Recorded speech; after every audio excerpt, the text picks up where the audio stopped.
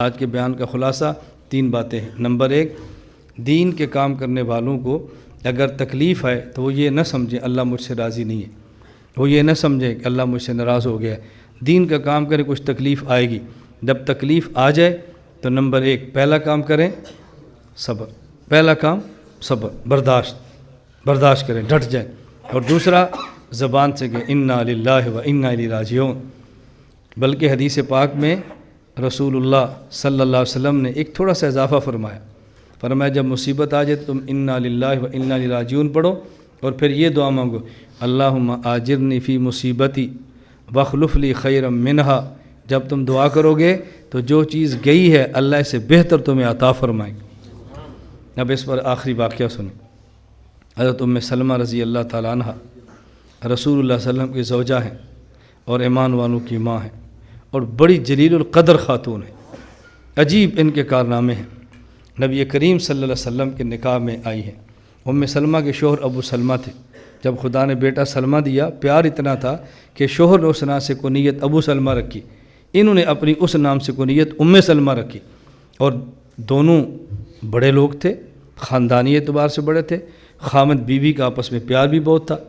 جب یہ بات سنی کہ جب شوہر عورت جس کے نکاح میں فوت ہو، اگر شوہر فوت ہو جائے اور عورت اس کے بعد نکاح نہ کرے، اسی کے نکاح میں دنیا سے جائے، تو قیامت کے بعد جنت میں اسی شوہر کے ساتھ ہوگی۔ حضرت سلمہ نے حضرت ابو سلمہ سے کہا کہ تمہارا کیا خیال ہے، اگر میں مر جاؤں میرے بعد تم کسی اور عورت سے کرو گے؟ انہوں نے کہا دل تو نہیں کرتا۔ تو کہا اگر تم فوت ہو جاؤ، میں فوت ہو جاؤں تو میرے بعد تم کسی اور سے نکاح کرو گی؟ اس نے کہا دل تو نہیں کرتا۔ ابو سلمہ فرماتے ہیں سلمہ اگر میں فوت ہو جاؤں تو میں تجھے نصیحت کرتا ہوں کہ میرے جانے کے بعد کسی اور سے نکاح کر لینا، تو نکاح کر لینا۔ سلمہ کہتی ہیں ابو سلمہ رضی اللہ تعالیٰ عنہ بڑے جری دلیر اور سردار قسم کے صحابی تھے۔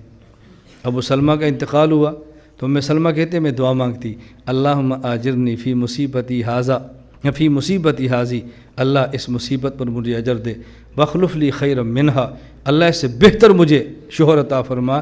لیکن میں سوچتی ابو سلمہ سے بہتر بھی کوئی شوہر ہوگا، اس سے اچھا مجھے کوئی شوہر ملے گا؟ میں دل میں سوچتی، لیکن چونکہ اللہ کے نبی صلی اللہ علیہ وسلم کا حکم ہے کہ جب مصیبت پیش آئے تو انا للہ و انا راجعون بھی پڑھو، اور ساتھ یہ دعا مانگا کرو اللہم آجرنی فی مصیبتی واخلف لی خیرا منہا۔